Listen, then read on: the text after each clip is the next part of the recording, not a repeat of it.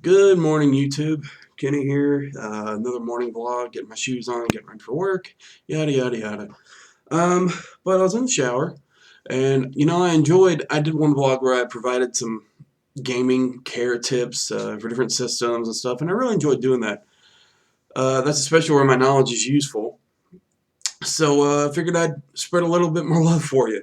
Concerning PlayStation 3s, if you ever happen to get a used one or get one from a friend or whatnot, and if you plug it up and it doesn't come on the TV, it's just black.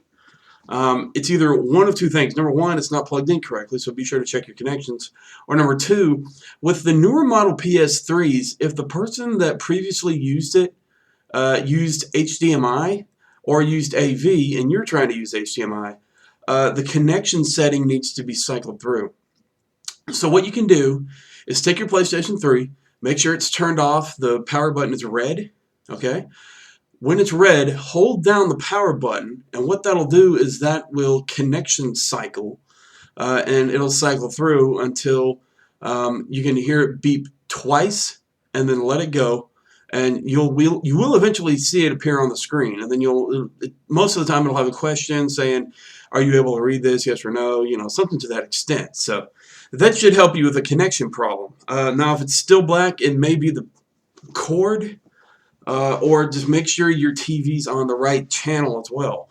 If you're using HDMI, obviously it's going to read HDMI 1 or HDMI 2. If you're reading AV, it'll be video 1, video 2, video 3, or something to that extent.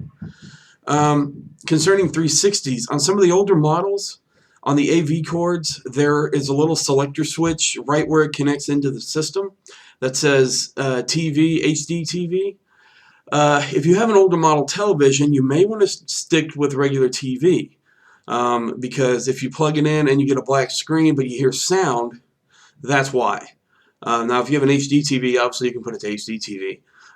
Some LCD TVs, still you have to have it set to TV. I'm not real sure why. It's a pretty weird setting, but there you go. Concerning Nintendo Wii's, if you are having problems with the controller syncing, if it's just flashing, if you want to see 3 lights flashing, 2 lights flashing, whatever, and it's not solid, it means one of two things. Number one, the batteries are very low and you need to put some new ones in there. Or number two, you need to sync them. Some people don't realize, and a lot of customers have trouble with it, but in the front of the Wii system is a red button. It's in the back of a panel that you got to flip down. That's where the USB and the cards go in. You press that red button, and inside the battery area of the controller is a red button as well. You want to press the one on the system first, and then press the one on the controller, and they'll both sync. Now, if it's not syncing after doing that, then you have a problem with the controller and you may need to get it replaced. If you buy them brand new, Nintendo does have a year warranty that you can use on a new product. You'll have to verify a copy of your receipt. You'll have to send it along with it.